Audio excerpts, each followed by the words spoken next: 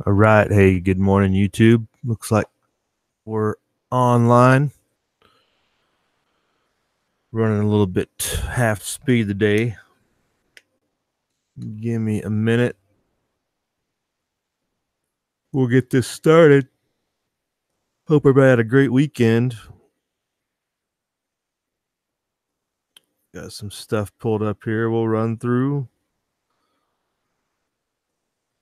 If you got anything on your radar, put it in the side chat, mention it or whatnot. We'll take a look. Think we should have time. But yeah, hope everybody had a good weekend. Looks like rain is going to continue on the East Coast. More flooding all different places, more flooding on the way. It's just on and on, it seems like, this whole summer. And the whole West burns down. Interesting how that works, right? All right, so there's your snapshot right this minute. It looks like, well, speak of the devil, Walter, yeah, I think you're like underwater right now, but looking at this weather map right now, lots of red and yellow cells in your area. You're going to get some rain. If you not got your high waters on, get out there and fill some sandbags up. It looks like looking pretty grim. And you got right in the middle there, Nebraska, Oklahoma,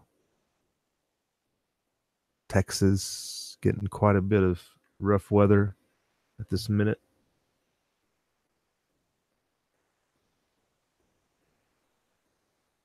Well, moving on, that's what it's calling for. More flooding and rain is likely, as they say here. So, Walter, if it's not floated away yet, get it tied down or something.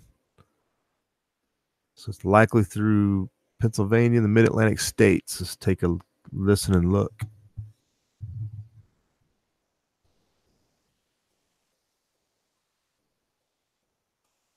A flooding disaster along the Northeast, and this system, it's not over. We're going to see rain from the Mid-Atlantic all the way up through the Northeast until midweek. We have this upper level low, which is moving very slowly, and it's combining with tropical moisture. So still a lot of rain left in this system, which means the flash flood watches and warnings are going to go on. Here's a look at the timing of this. Now, we are going to see bouts of rain for Monday, Tuesday, and then the system lifts out of here by Wednesday, and finally will start to dry out. But that does mean flash flood watches and warnings will persist at least until the middle of the week. So what could we see? Well, it looks like Philly, you could see the most from now until Wednesday and pick up another inch of rain. So still a lot of rain inbound for you, Walter, as it looks like you're aware.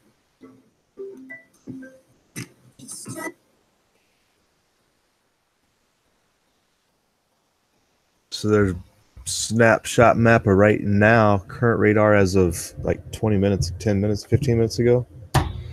Yeah, that's pretty brutal.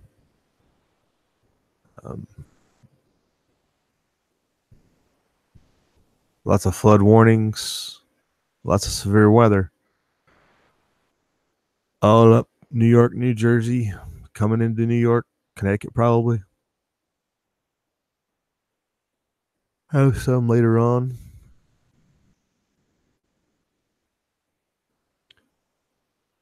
Zero One Crom, good morning. How you doing? All hail King Crom. Been hot and dry and smoky for you, right? Same here. This weekend was a little bit of respite. It wasn't as smoky. It was hardly noticeable, really. But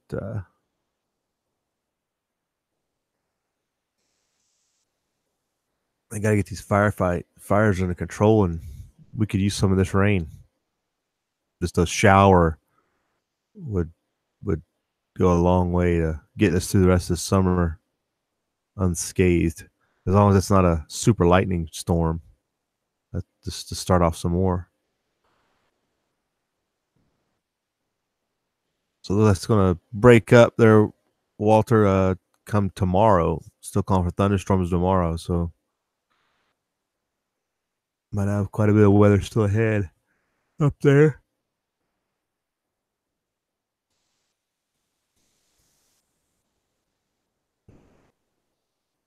Gotta go to the Home Depot, Crom. Where's the downside here? What's the problem with the Home Depot? It's like Christmas, right? You have to go pick out what you want. So yeah, that's so the Northeast is getting their share of flooding today, tomorrow. Looks like everybody be on the lookout. All the good warnings: don't drive through standing water, moving water, especially, etc., etc.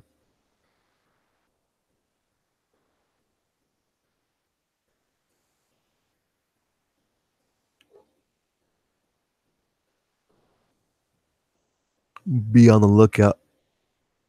Also, following up with our wildfires out here, that biggest portion of the West, more than 100 fires are now active. 6 new ones over the weekend. Over 100 active fires right now. More expected due to lightning strikes with storms coming up. 30,000 personnel, firefighters from the United States and also Australia and New Zealand have come up to support. That's the really interesting support that started happening recently with Australia and New Zealand being off their fire season. When they're out of their fire season, and they come up here, and a lot of times in the summers or the winters, firefighters from up here will go down there to help out with wildland fires and whatnot.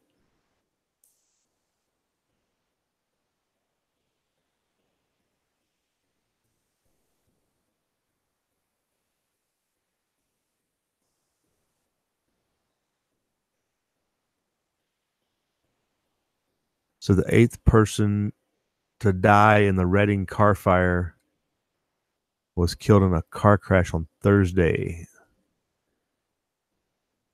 It looks like it's a mechanic supporting the fire. They're considering that a result of the fire. I guess he was on duty en route to do something, as they would. Yeah. Car fires at 190,000 acres. Destroyed 1,100 homes. What's going on out there?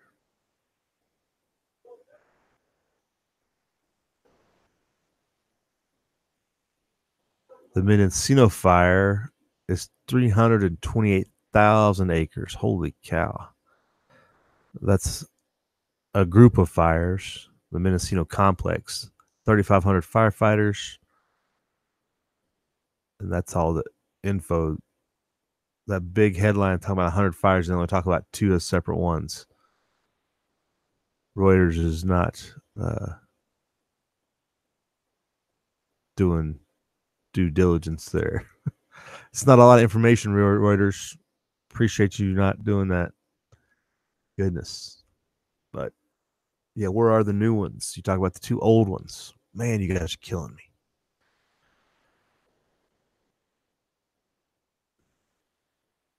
Yeah, Crom, Home Depot does steal all our money, right? Barry Woods, good morning. How you doing, Barry? How's the smoke in your neck of the woods?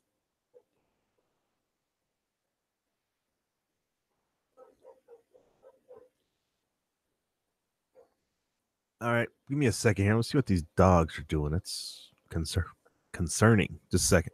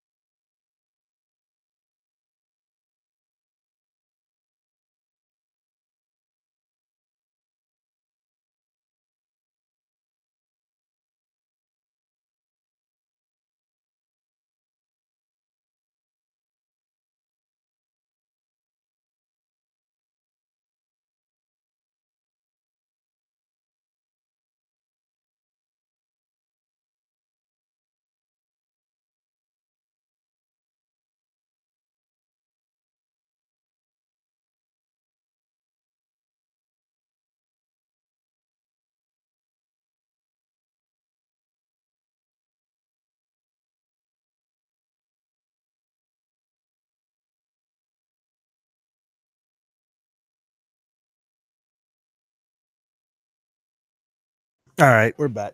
We'll get back in this. At least it wasn't coyotes. Interesting article popped up on the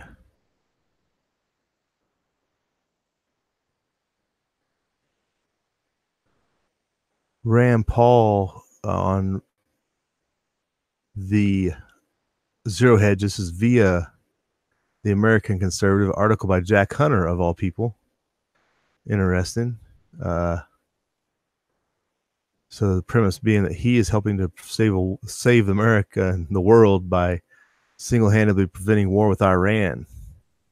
Because we know everybody's been begging for that for decades, and it seems like it's been on the horizon for a while.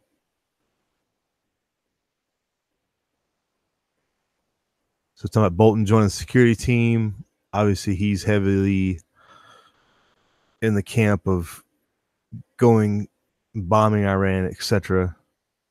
As sanctions aren't enough for them ever.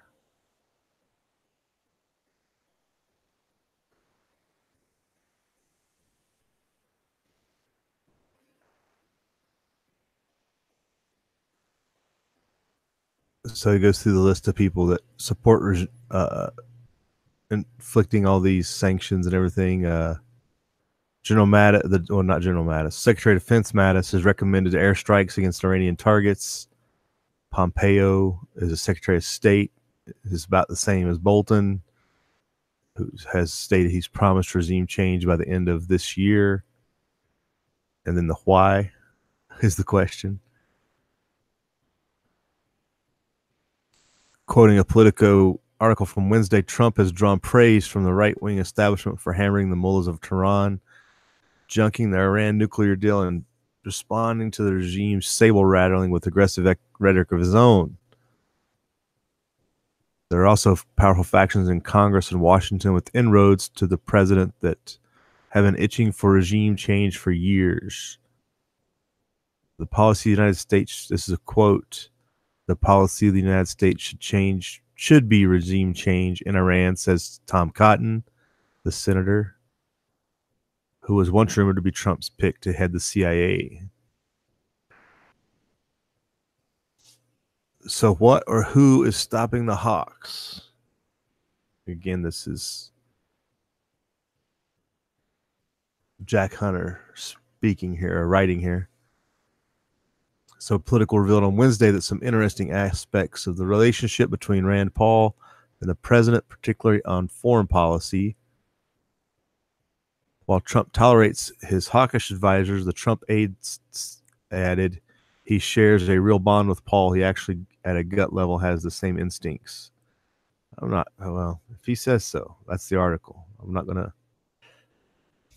I'm doubtful. But we'll continue. So again, quoting Politico, on Iran, Trump has stopped short of calling for regime change, even though Secretary of State Pompeo, Defense Secretary Mattis, and Bolton support it, aligning with Paul instead, according to a GOP foreign policy expert in frequent contact with the White House. But this is the most relevant part of the story, most revealing part of the story. Rand Paul has persuaded the president that we are not for regime change in Iran. This aide said, this person, because adopting that position would instigate another war in the Middle East.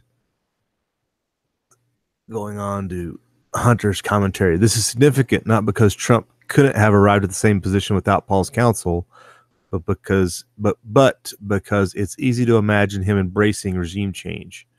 What with virtually every major foreign policy advisor in his cabinet supporting something close to war with Iran, personnel as policy is more than a cliche.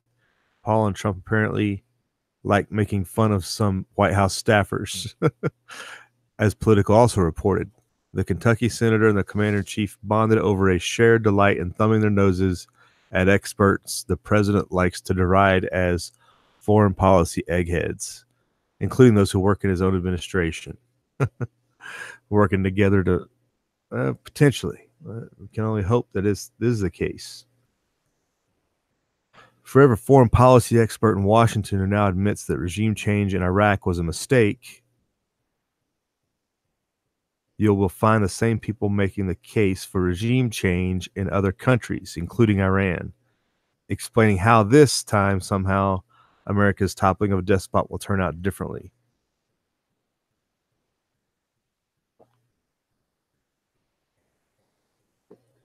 So let's understand that the people pushing for regime change in Iran are seeking to destabilize and harm the country, writes Daniel Larson. This is in bold quotes. Just as many of the same people did when they agitated for regime change in Iraq and against Syria, they don't care about the devastation and chaos that the people in the country would have to endure if the policy works. So no doubt, the potential that Paul's the only one holding Trump back on this. Somebody is, because like he said, the cabinet is full of people who want to destabilize, regime change, Iran, potential military strikes and other. Nobody said ground invasion, but I'm sure somebody's thinking it. So it closes out here.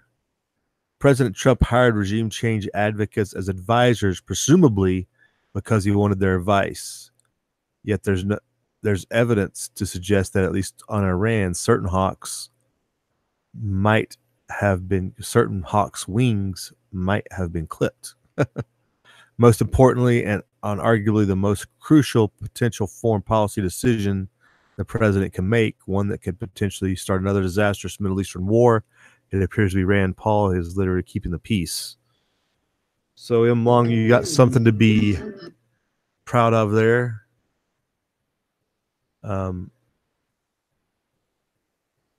If your senator's the only one standing between the U.S. and war, good on him. But interesting article about Jack Hunter getting at some of the zero hedge. Who else we got jumped in while I was trying to figure out what was invading the perimeter?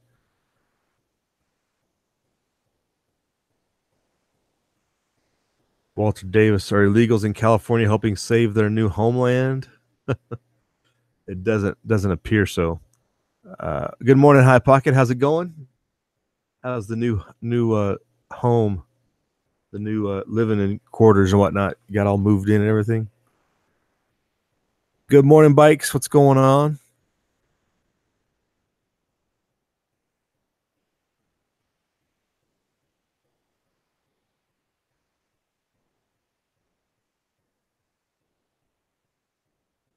Crom says Israel will get America to start a war with Iran. That's long been the premonition. That's long been the proposition, but I mean, we're almost 40 years into this, and we're still not quite there yet. So also on the foreign side, our favorite collapsing country, South Africa, when it's not Venezuela. It's the article from Saturday out of BBC. It's kind of a speaking in a concerned tone. They didn't go all out thrashing the president like they should over his communist principles, but a cautionary tale, if nothing else.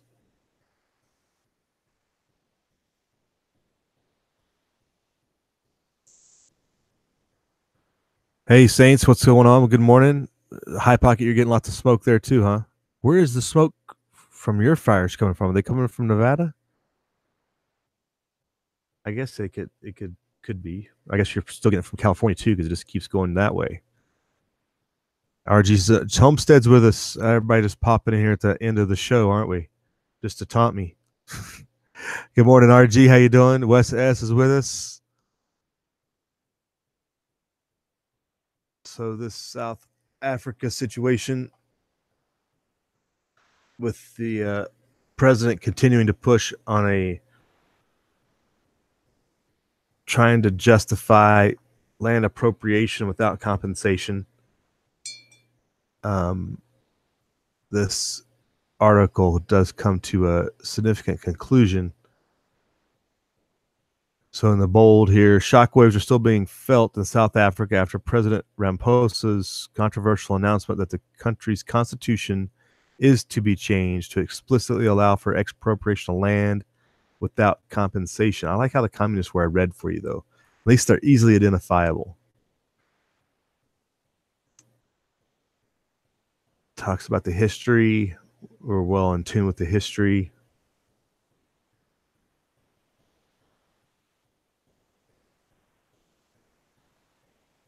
This plan has invited many comparisons with the chaotic land reform program across the Limpopo River in neighboring Zimbabwe, which seen the violent evictions of many white farmers, which we seem to be seeing now in South Africa.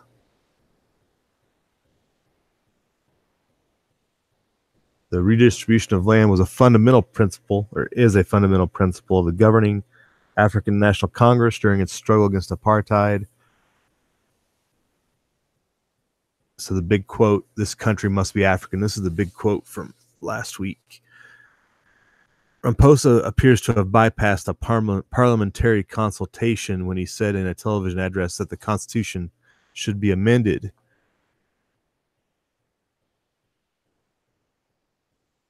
Section 25 deals with property issues, and there has been long debate about whether to allow the state to take land without money being paid for it. The parliamentary committee has been looking into the changes to the Constitution to allow expropriation in the public interest. They just looked at America and said, how can we do, what do we call it? I forgot the word. You know, when we take somebody's land to build a road through it because it's for the public good, right? Then we give them a little like half price after that fact, and make them take it. What do we call eminent domain? They probably just looked at eminent domain law and like, oh, we'll just do that. We'll just call it something fancy, and we'll give them a little bit of cash, below market value, even though people don't want to sell. We'll just call it eminent domain. Build a mall there after the fact.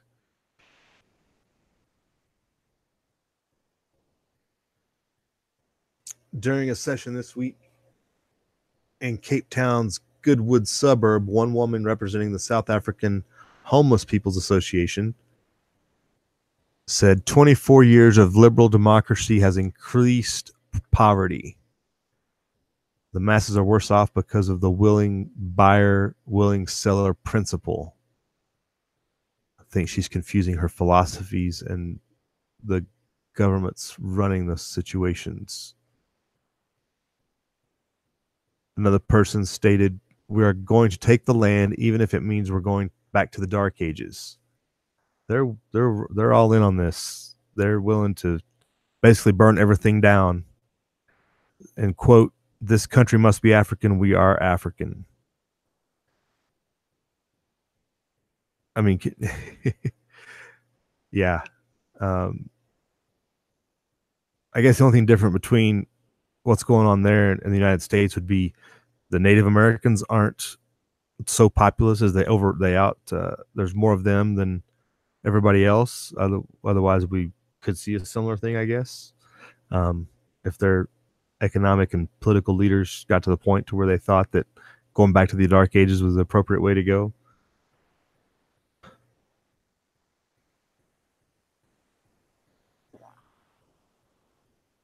So Afrikaner is quoted, "When my forefathers came, they found no one but the Khoi and the San. My people got what they have in this country, not by theft, not by genocide, but by fair means. Some landowners threatened war to defend their farms, and their opponents vowed to respond in kind." And I thought that was a appropriate closing to that article. It continues on a little bit, but really that's the biggest thing right there. Landowners threatened war, and opponents vowed to respond in kind. I think the war's already been started by the other side, and the farm and the landowners are responding now. The war is already on. Much like the revolution started way before the Declaration of Independence, with actual fighting on the ground, there's already raids, fighting, violence on these farms every day for the last couple of years. This is already in progress. It's just a matter of the political sides shaking themselves out to who's going to do what, because we did see that the tribes are not happy about this principle because it threatens them directly in their land holdings, and they're not going to stand for it. And like he said, their relationship with the Afrikaners isn't necessarily adversarial because a lot of the tribes don't feel infringed or hostile towards them, because a lot of that land was negotiated or shared principles. It wasn't taken from those tribes. In those areas, that was mostly the Western Cape, which we did have the secession movement already in place. So there's some of the stats here, and it goes on, but I'm going to cut that short so we can move on. So, High Pocket, your swamp cooler and AC went out yesterday? That's not good. You have 5 fires in your area? I didn't know that. Yeah, that's bad. It eased up on us a little bit this weekend, so hopefully they've got some of ours under control.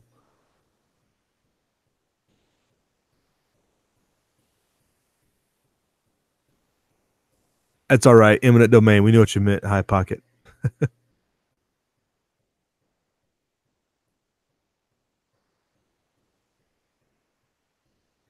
So the situation in South Africa is, I would say, a state of war. The government against the people, and the government and the people not being appropriately armed to fight back at this time is the problem. But those links are all in the description box.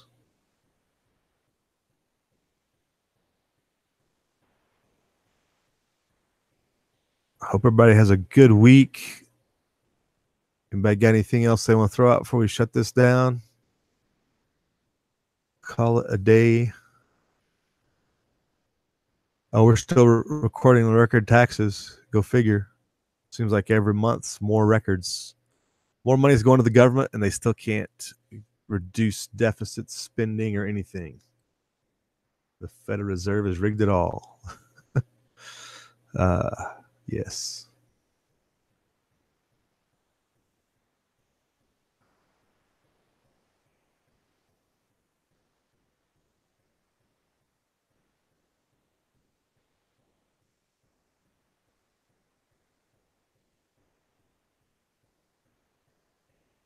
Wasn't much out there on the Turkish situation after that flash crash, and here it is on the CNBC. Turkish lira collapse continues. So the economic war against Turkey might be winning. What happens in the end with that?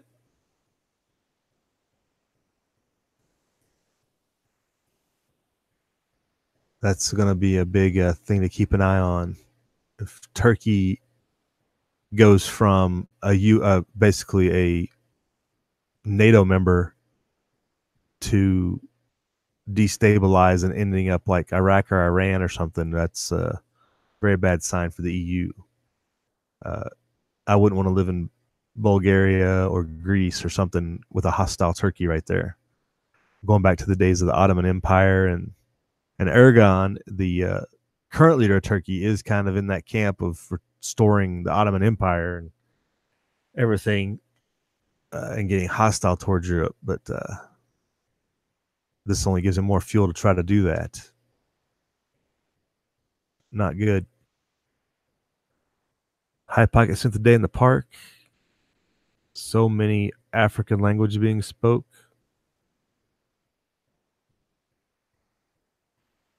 I guess I would ask how you know so many African languages, but I guess you kind of assumed just by the looks of it.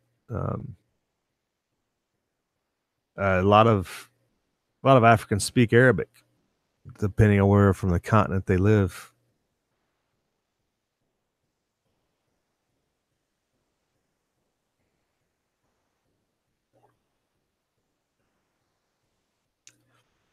So that's kind of the rundown for the day. Watch out for that weather, folks. I don't know, Wes. I think the rain might have passed you already, it looks like. But Walter Davis, if we can all send him a sandbag or two, he might need it.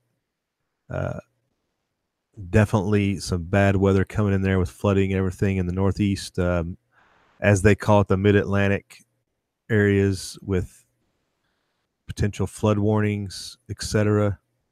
in those areas, Pennsylvania, New York, New Jersey. But y'all have a good start to your week. Come back and see us on Wednesday. We'll see you around the YouTubes. And have a good day. Live free.